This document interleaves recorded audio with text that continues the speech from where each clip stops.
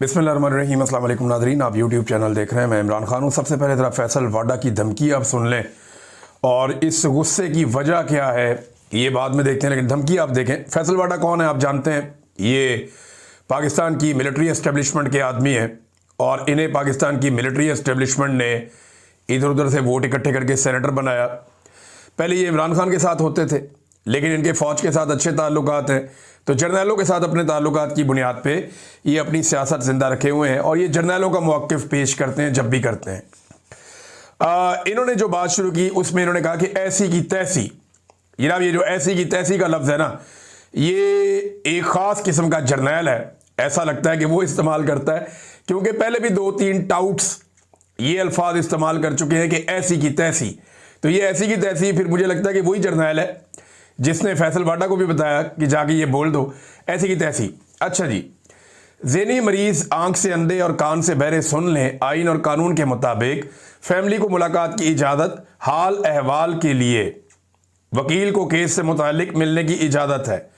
Family की मुलाकातें भी सियासी पैगाम पर मुश्तमिल हो रही हैं, अब से वो भी बंद कर दी जाएंगी। ये जनाब धमकी आ गई।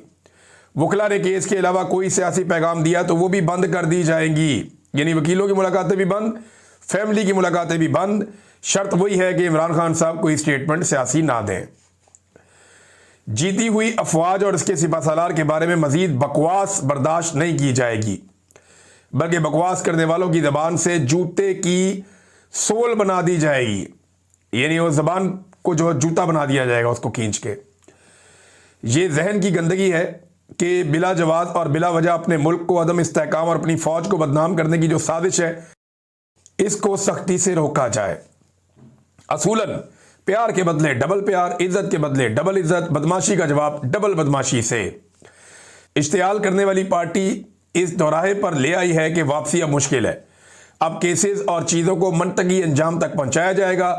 वजीर आला ने इंच बराबर कोई मजीद हुड़ाहुड़ी की तो बची कुची सियासत रह गई है, वो भी गवर्नर राज से ख़त्म कर दी जाएगी। 9 मई के दहशतगर्द जो केपी में छुपे हुए हैं उन समेत सब अपनी खैर मनाएं। नोटिफिकेशन करने वालों को कहा था कि जल्द आ रहा है, अब इसको रोल करके हलक से निकालने की तैयारी कर लें। ये जनाब फैसल वाडा की धमकी है। गुस्से की वजह क्या है? गुस्से की वजह यह है कि पाकिस्तान की एस्टेब्लिशमेंट ने इमरान खान को एक मरतबा फिर अंडर एस्टिमेट किया।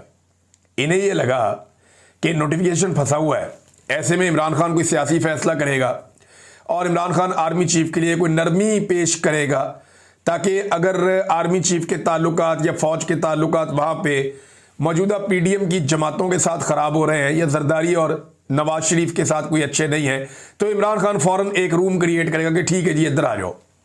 लेकिन वो हुआ नहीं। इमरान खान तब्दील नहीं करेगा, ये तो अब कल के दिन में साबित हो गया।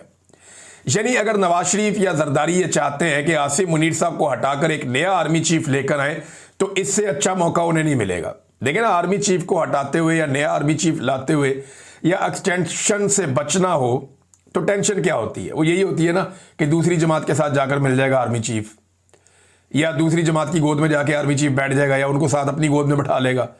कोई ऐसा ही खेल होता है ना जो खेला जाता है हर दफ़ा। सियासतदानों को यही डर होता है ना कि जनाब अगर मैं फ़ौज के साथ ठीक ना रहा तो दूसरा ठीक हो जाएगा। तो इमरान खान ने सियासतदानों का ये डर भी दूर कर दिया। यानी अगर जरदारी और नवाज शरीफ चाहते हैं कि आर्मी चीफ चेंज करें तो इस वक्त वो खुल के कर सकते हैं। इस वक्त अगर उन्होंने आर्मी चीफ को एक्सटेंशन दी तो ये उनका अपना ज़ाती फैसला होगा, इसमें किसी किस्म की मजबूरी या प्रेशर नहीं होगा। मजबूरी इतनी सी होती है ना कि दूसरी सियासी जमात की तरफ आर्मी चीफ चला जाएगा, वो अवाम में बहुत मकबूल है जमात। तो इमरान खान तो डील नहीं करता। इमरान खान ने तो अपने कल के स्टेटमेंट में शट अप कॉल दी है उन तमाम जहनों को जो दस्तक दे रहे थे अडियाला जेल के दरवाजे पर कि जनाब ठीक है उधर ताल्लुकात ख़राब है, ज़रा आपको भी चेक कर लेते हैं। तो इमरान खान साहब ने कहा लो कर लो चेक। तो इमरान खान डील नहीं करेगा। अगर नया आर्मी चीफ लाना चाहते हैं तो इससे बेहतर मौका इन्हें दोबारा नहीं मिलेगा। नाज़रीन, द गार्डियन ने एक army chief field marshal Asim Munir के बारे में एक आर्टिकल लिखा है। ये आर्टिकल बड़ा इंटरेस्टिंग है। पहले जरा ये आर्टिकल सुने, फिर अब हम बताते हैं कि हम सियासतदानों का तो एहतसाब कर देते हैं कि इसका दौर शुरू हुआ तो ये अच्छा हो गया, ये बुरा हो गया। लेकिन हम कभी ये नहीं देखते कि आर्मी चीफ के दौर में पाकिस्तान कहां से कहां पहुंच गया। एक्चुअली तो पाकिस्तान का बेड़ा गर्क पाकिस्तान के डिफरेंट मिलिट्री डिक्टेटर्स ने किया है। सियासतदान तो ना 3 में ना 13 में, एक तो बेचारों को इक़्तिदार मिलता ही नहीं है, मिले भी तो मुद्दत पूरी नहीं होती। तो सियासतदानों के साथ तो बेचारों के साथ ये हालात रहते हैं। तो आर्मी चीफ तो सारे के सारे अपनी मुद्दत ना सिर्फ पूरी करके जाते हैं बल्कि एक्स्ट्रा टाइम लेकर जाते हैं, सारे इख्तियारात भी अपने पास रखते हैं। तो भाई मुल्क में जो अच्छा और बुरा हो रहा है वो भी इनके खाते में डालो ना। ये भी आपको देखना चाहिए कि एक आर्मी चीफ की मुद्दत मुलाजमत में पाकिस्तान कहां पहुंच गया। इस पर हम बात करते हैं, लेकिन पहले जरा ये आप देखें द गार्डियन का जो आर्टिकल है, इसका जो उन्वान है वो ये है कि Pakistan increasingly powerful army chief a king above all, सबके ऊपर एक बादशाह। The rise and rise of Asim Munir. Asim Munir साहब की जनाब उठानी खत्म नहीं हो रही, और ये अब आलमी मीडिया कह रहा है, मैं नहीं कह रहा। आर्टिकल ये कहता है जी कि जनरल आसिम मुनीर की पाकिस्तान में बढ़ती हुई ताकत और 27वीं आईनी तरमीम के असरात पर मरकूज है। यानी इनकी ताकत जो है 27वीं आईनी तरमीम के बाद बढ़ी, और ये अहम नुकात की उन्होंने एक फहरिस्त दी है। और ये भी बताया कि जनाब आसिम मुनीर साहब पाकिस्तान के आर्मी चीफ हैं और किस तरह के हैं, इनका थोड़ा पस मंज़र बताया है। फिर ये सबसे ताकतवर शख्सियत के तौर पे अब जाने जाते हैं। मई 2025 में भारत के साथ झड़पों के बाद उन्हें 5 सितारा जर्नैल का ओहदा मिल गया। उन्हें अमेरिकी सदर डोनाल्ड ट्रंप का फेवरेट फील्ड मार्शल भी कहा जाता है, और अब उनकी ताकत तमाम मुसल्लह अफवाज, आर्मी, नेवी, एयरफोर्स पर फैली हुई है, सारा कुछ इनके कंट्रोल में। और इसके बाद जनाब बता रहे हैं कि 27वीं आईनी तरमीम, ये जो गुज़िश्ता महीने मंजूर होने वाली है तरमीम, फौज की बालादस्ती को आईनी तहफ़्फ़ुज़ देती है, और जिसे नाकदीन ये कह रहे हैं कि ये एक आईनी बगावत है।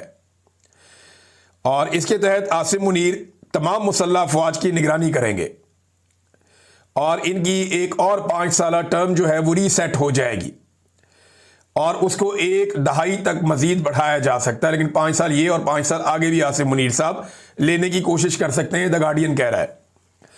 इन्हें अपनी पूरी जिंदगी जराइम की कार्रवाई से इस्तिस्ना मिल जाएगा, सारी जिंदगी जो मर्जी जुर्म करो कोई केस नहीं हो सकता।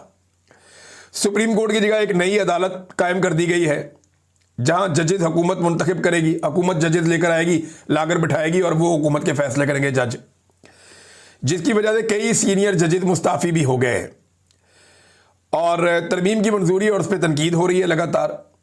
पार्लियामेंट ने उसे चंद घंटों में दोनों ऐवानों में 2/3 अक्सरियत से पास करवा लिया, और मुखालिफिन ये कहते रहे कि ये तरमीम एक शख्स को सबके ऊपर बादशाह बना देती है, और आइन, अदलिया और समाजी मुआहदे को ख़त्म कर देती है। अक़वाम मुत्तहिदा के हाई कमिश्नर ने जमहूरियत और कानून की हुक्मरानी पर असरात की एक वार्निंग दी है इस आईनी तरमीम की सूरत में। अब ये जनाब एक तरह की फौजी हुक्मरानी है या मार्शल लॉ पाकिस्तान में लगा दिया गया है, ये भी ये आर्टिकल कह रहा है। आसिम मुनीर की ताकत कैसे बढ़ी, इसके बारे में उन्होंने तफसीलात लिखी है। उन्होंने कहा ये धांधली हुई ना 2024 के इंतखाबात में, उसके बाद एक कमज़ोर और नाजायज़ हुकूमत जो है वो बनाई गई, और वो फौज के ऊपर इन्हिसार कर रही थी। और आसिम मुनीर ने इमरान खान और पीटीआई पार्टी पर बहुत क्रैकडाउन किया, जिसमें पीटीआई लीडर्स को कैद कर दिया गया। ये एक्चुअली अंग्रेजी में आर्टिकल में थोड़ा थोड़ा करके आपको उसको ट्रांसलेट कर रहा हूं, तो थोड़ा जुमला आगे पीछे हो सकता है, लेकिन एग्जैक्टली यही चीज़ें लिखी हुई हैं। फिर उन्होंने बताया जी कैबिनेट के अंदर अपने 2 बंदे शामिल करवाए जो बहुत उनके करीबी हैं, ये आप सब जानते हैं कौन लोग हैं। और उसके बाद 2025 में जो भारत के साथ झड़पें हुई, उसकी वजह से आसिम मुनीर साहब को या फौज को पाकिस्तान में कुछ मकबूलियत मिली, वो ट्रंप से 2 मरतबा मिले, और इन्होंने ट्रंप को अमन के नोबेल इनाम के लिए नामजद कर दिया। वहां से फिर इनके ताल्लुकात कहां से कहां पहुंच गए। तो बहुत सारे लोग जो हैं वो इस सारे अमल को बड़ा तबाहकुन करार दे रहे हैं, और पाकिस्तान के लिए ये चीज़ें नुकसानदेह हैं, ये भी इसके अंदर लिखा हुआ है।